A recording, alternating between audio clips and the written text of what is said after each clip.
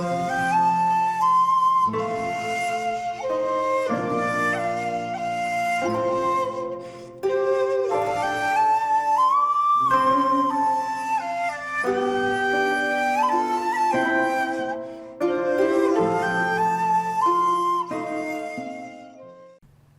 there, this is Solitary Ronin from Solitary Ronin Films, and welcome to our random review. Today's random review comes from Germany in 1962, and it's The Secret of the Red Orchid with Christopher Lee and Klaus Kinski, also starring Marissa Mell and Adrian Hoven, directed by Helmut Ashley. This is a lovely, wonderful oddity.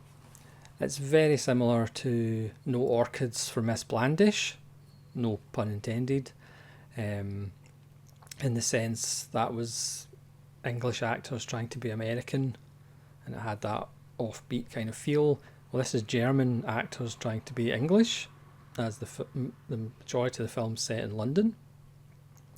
And Christopher Lee plays an FBI agent from America. As we know, Christopher Lee was multi-talented, so he is speaking German in this film.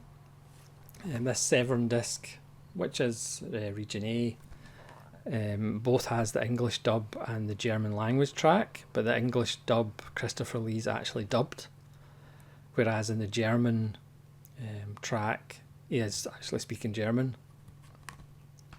So obviously I watched the German track. As I say, this is a somewhat odd film based on an Edgar Wallace story. We start the film in Chicago, where one gang is somewhat shot and blown up by another gang. One of the members of the leader of the first gang that is slaughtered is presumed dead. The other member, played by Klaus Kinski, whose character is Pretty Boy Steve, and the connotations of that. He was late to the meeting, so he survives. And then we cut to England, or London, which seems to be full of Germans, but it's London, and rich people are being blackmailed and told if you go to the police or if you don't pay you'll end up dead, which is similar to the way these gangs worked in Chicago. So the recent promoted Adrian Hoven needs the help of FBI agent Christopher Lee to kind of see if this is the same gang and have they travelled from Chicago to London, even though their leader was supposed to be dead, and certainly one of the gangs is only left with Pretty Boy Steve. Meanwhile, you have this butler, who, as the film progresses, is known as the Death Butler, because every rich person he goes to buttle for ends up dead, and he just jumps from one, not literally, from one dead person to the next dead person. So is he involved? Is Pretty Boy Steve involved? The film has some quirky humour. There's a nice use of Auld Lang Syne. There's a scene where three lawyers of one of the victims, who look like triplets, but actually obviously different actors, but they've just got moustaches and they're called Mr. Johnson, Mr. Johnson, and Mr. Johnson. The film has really nice black and white cinematography. There's an excellent use of mirrors during the film. It has a lot of comedy in it. It's supposed to be a kind of lighter film, mostly provided by the Death Butler, but there's also moments of violence and kind of brutality in the film. And it turns out there's perhaps two gangs involved, and one of their bosses goes for a shave, but the barber who does the shaving also has another somewhat more sinister job. So it's just this odd mix of kind of comedy and darkness which I suppose the Germans know all about. There's not enough scenes with Klaus Kinski and Christopher Lee together, but when they are together, you can just feel the two legends of the game. Kinski does these ridiculously intense eye staring. I don't know who's actually got the better eye stare, Kinski or Volonte. There's only one way to find out. So as I said, this Severin disc has the German and the English language track. It's got two commentaries, one by Nathaniel Thompson and Troy Howarth, and the other one with Kim Newman and Barry Forshaw, the good old stalwarts. This disc is part of the Eurocrypt of Christopher Lee Collection 2 box set from Severn. Now, in all honesty, I have Collection 1 of the Christopher Lee Eurocrypt, and that set is fairly hit and miss, I have to be honest. Probably more miss than hit. But so far I have seen 3 out of the 6 films in this set. They have all been really entertaining. So I think this set is probably going to be better than Collection 1. So I have watched Dark Places with Christopher Lee, Joan Collins, Herbert Lom, Jane Birkin and Robert Hardy. Directed by Don Sharp, who did lots of films, including a couple of the Fu Manchu films with Christopher Lee. I don't know whether that's a recommendation or not. This is about an old house. It's actually a little like The Shining without the shining.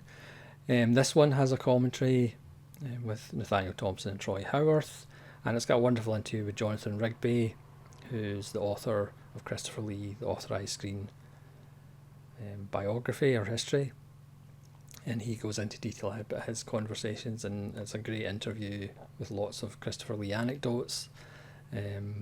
It's a lot of fun. And then we have the Italian film Uncle Was a Vampire, and this is, again, it's very silly, but it's kind of enjoyable as well. Christopher Lee plays a German vampire whose castle is about to be demolished, so he ends up going to Italy to live with his nephew, who is a baron in a castle, but due to hard times he's selling off the castle and it's bought over by a hotel company. So Christopher Lee wakes up from his coffin and he's in a hotel, and the baron has been reduced to being a bellboy. There's lots of hijinks. This has the uncut Italian version and alternate broadcast version. There's a piece by Pasquale Enioni about vampires in Italian cinema, and there's a commentary with Jonathan Rigby and Kevin Lyons, who will be familiar to all of us who buy lots of Hammer and Indicator releases. So that's a lot of fun as well. Lots of hijinks about biting people in the neck. And Christopher Lee's actually quite scary in this, even though it's a comedy. I think he's wearing eyeliner, and it actually makes him look more intimidating than perhaps even in the Hammer films. I know that's sacrilege. I haven't watched Murder Story yet, or Mask of Murder, which is a bonus feature. This has a commentary with the co-writers and co-directors. It's got an interview with the producer, and as I said, it's got a bonus of Mask of Murder, which is a Swedish film that Christopher Lee was in. And finally we've got Dracula and Son, which I haven't watched yet either. This is a 3-disc edition, because you've got 2 versions of the film and you've also got the CD soundtrack. And this has a commentary with Jonathan Rigby and Kevin Lyons. This is a commentary with Kat Ellinger. It's got an interview with the actor Bernard Mentz. It's got a French archival TV interview with Christopher Lee. It's got an archival audio interview with the director Edouard Molinaro. and there's more archive interviews as well. So looking forward to check out Dracula and Son. But really, one of the nicest things about this box set is actually this booklet, Christopher Lee, A Career in 6 Snapshots by Jonathan Rigby. I don't know whether this is just excerpts from his biography of the man, but it's just full of lovely pictures and credits, and it's just quite a wonderful book.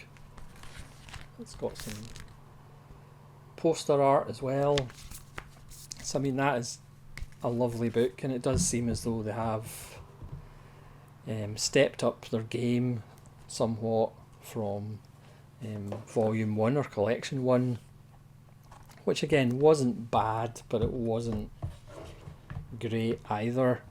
It did include a TV show that he did for Polish television, I think, which was a kind of Tales of the Unexpected, which I haven't actually watched because it's got like all 20 odd episodes on it.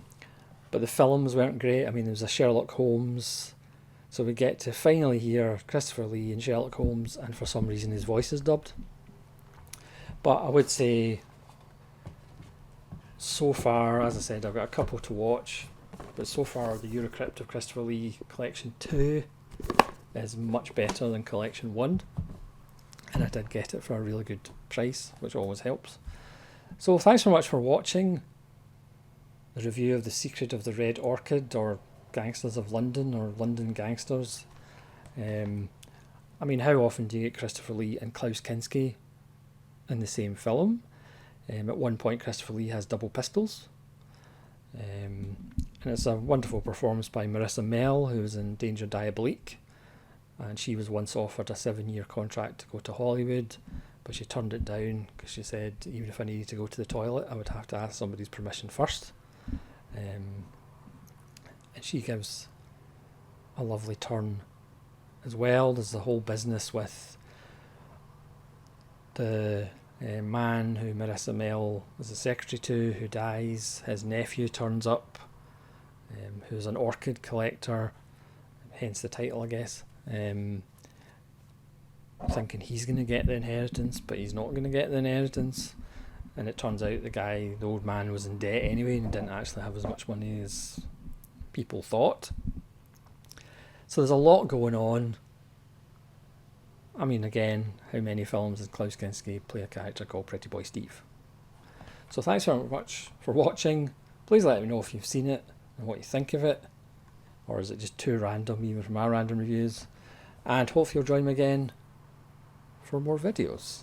This is Solitary Ronin from Solitary Ronin Films. Saying farewell.